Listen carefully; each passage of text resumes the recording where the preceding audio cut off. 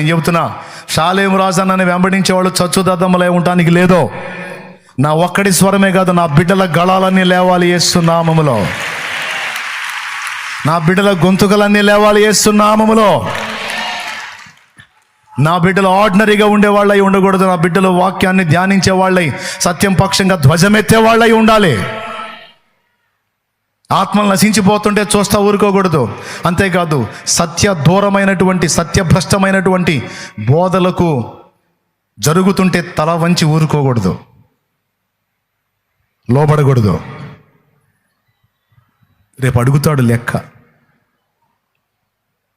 నీ చెవులకి అంత దారుణమైన బోధలు వినపడితే ఏం చేసావు నువ్వు అంటే, ప్రభువా నేను ఆదివారం చర్చికి పోయి అని చెబుతావా? నోట్లు వేలేసుకొని కూర్చున్నాను తండ్రి స్తోత్రం అంటావా? థూ అంటాడు.